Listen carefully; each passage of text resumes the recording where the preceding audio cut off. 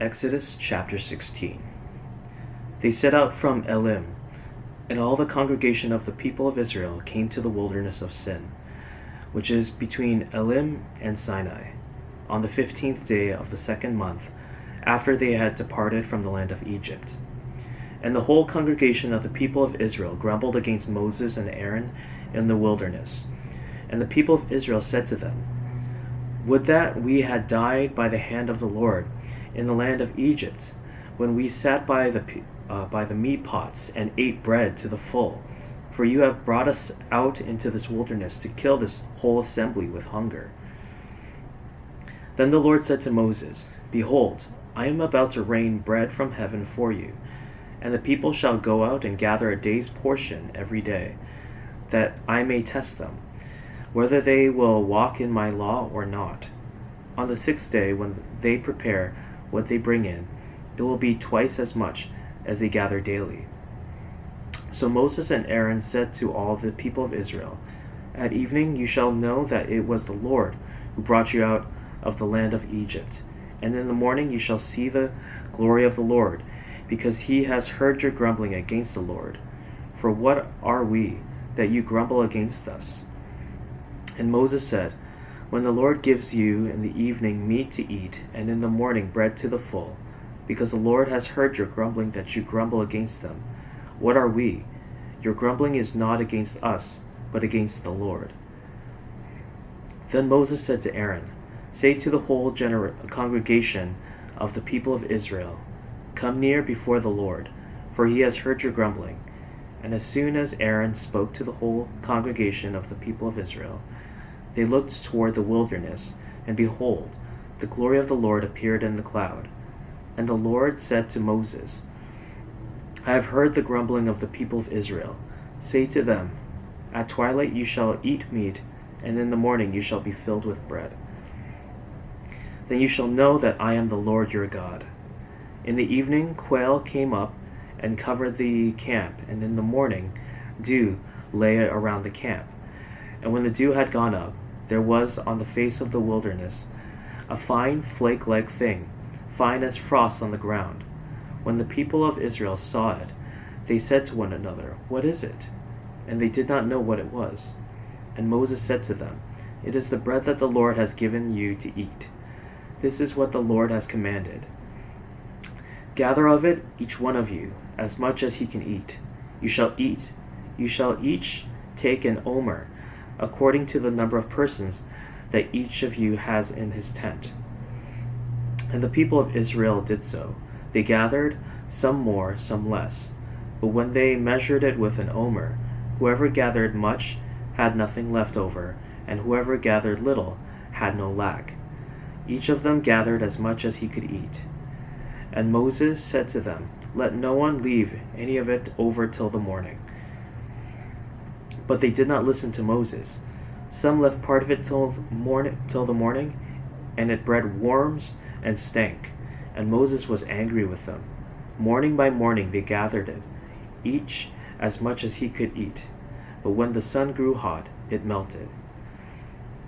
On the sixth day they gathered twice as much bread, 2 omers each. And when all the leaders of the congregation came and told Moses, he said to them, "This is what the Lord has commanded. Tomorrow is a day of solemn rest, a holy Sabbath to the Lord. Bake what you will bake and boil what you will boil, and all that is left over lay aside to be kept till the morning."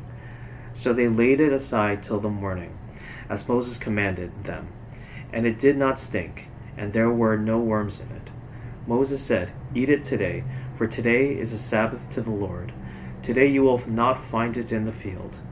6 days you shall gather it, but on the 7th day, which is a Sabbath, there will be none." On the 7th day some of the people went out to gather, but they found none. And the Lord said to Moses, "How long will you refuse to keep my commandments and my laws? See, the Lord has given you the Sabbath. Therefore on the 6th day he gives you bread for 2 days. Remain each of you in his place. Let no one go out of his place on the 7th day."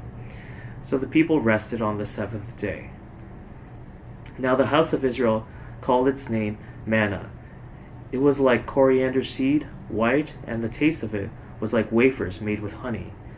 Moses said, "This is what the Lord has commanded. Let an omer of it be kept throughout your generations, so that you may see the bread with which I fed you in the wilderness, when I brought you out of the land of Egypt." And Moses said to Aaron, "Take a jar and put an omer of manna in it, and place it before the Lord, to be kept throughout your generations." As the Lord commanded Moses, so Aaron placed it before the testimony to be kept. The people of Israel ate the manna 40 years, till they came to a habitable land. They ate the manna till they came to the border of the land of Canaan.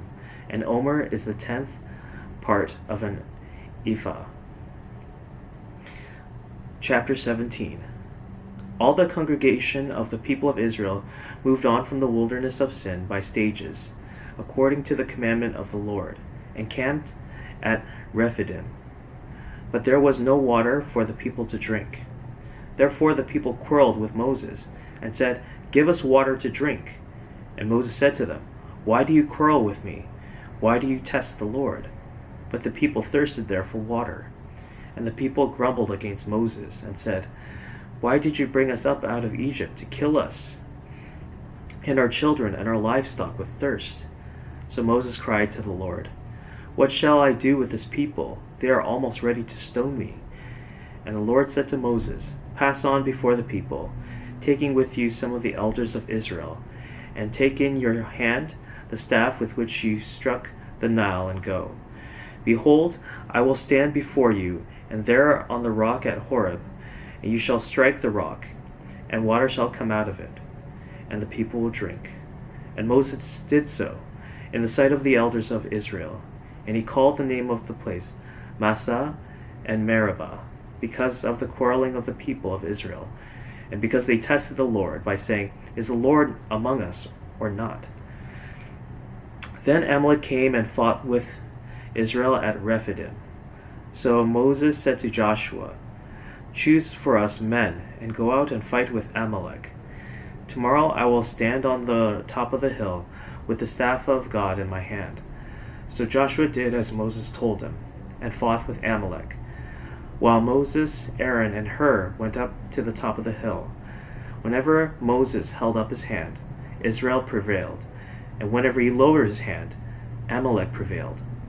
But Moses' hands grew weary, so they took a stone and put it under him, and he sat on it, while Aaron and Hur held up his hands, one on one side and the other on the other side. So his hands were steady until the going down of the sun. And Joshua overwhelmed Amalek and his people with the sword. Then the Lord said to Moses, "Write this as a memorial in a book and recite it in the ears of Joshua, that I will utterly blot out the memory of Amalek from under heaven." And Moses built an altar and called the name of it, "The Lord is my banner," saying, "A hand upon the throne of the Lord. The Lord will have war with Amalek from generation to generation."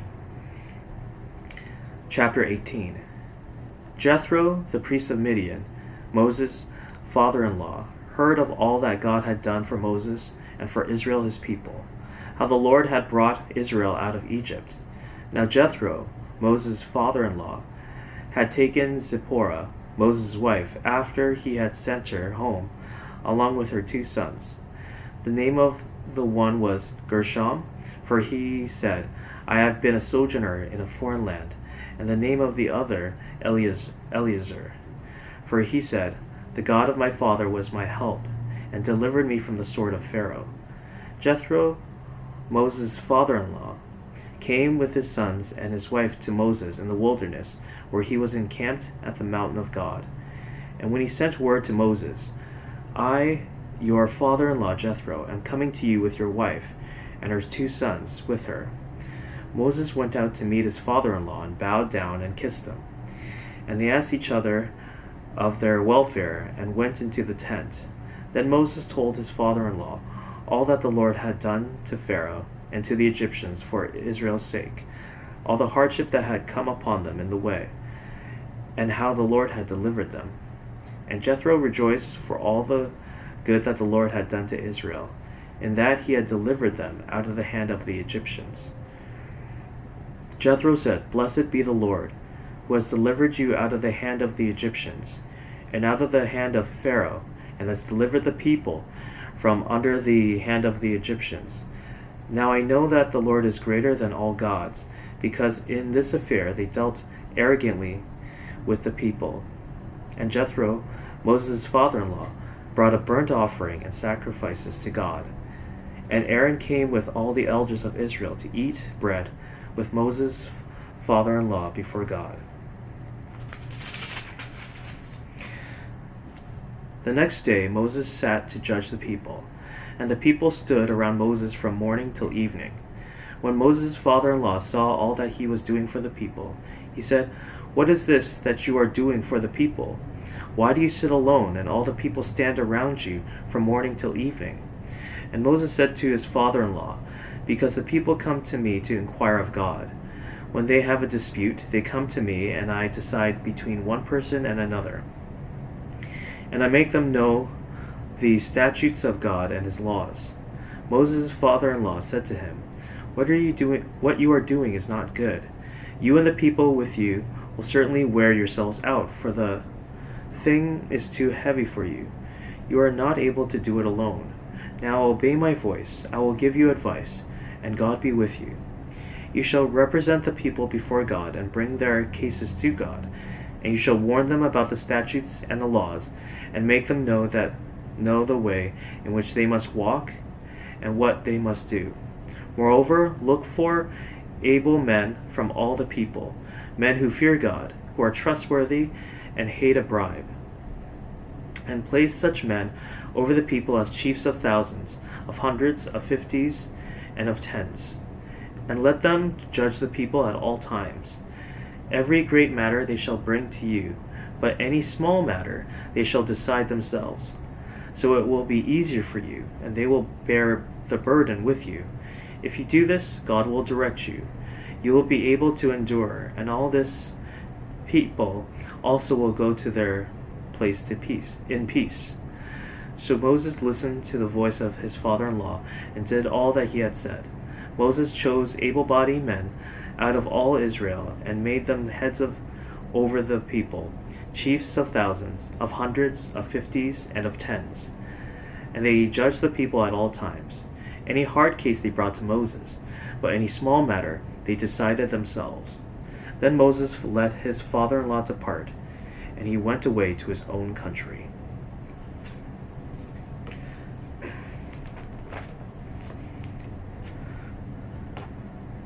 Psalm chapter 22. My God, why have you forsaken me? Why are you so far from saving me from the words of my groaning? O my God, I cry by day, but you do not answer, and by night, but I find no rest. Yet you are holy, enthroned on the praises of Israel. In you our fathers trusted. They trusted, and you delivered them. To you they cried and were rescued. In you they trusted and were not put to shame. But I am a worm and not a man, scorned by mankind and despised by the people. All who see me mock me. They make mouths at me. They wag their heads. He trusts in the Lord. Let him deliver him. Let him rescue him, for he delights in him. Yet you are he who took me from the womb. You made me trust you at my mother's breast. On you was I cast from my birth, and from my mother's womb you have been my God. Be not far from me, for trouble is near, and there is none to help. Many bulls encompass me. Strong bulls of Bashan surround me. They open wide their mouths at me, like a ravening and roaring lion. I am poured out like water, and all my bones are out of joint.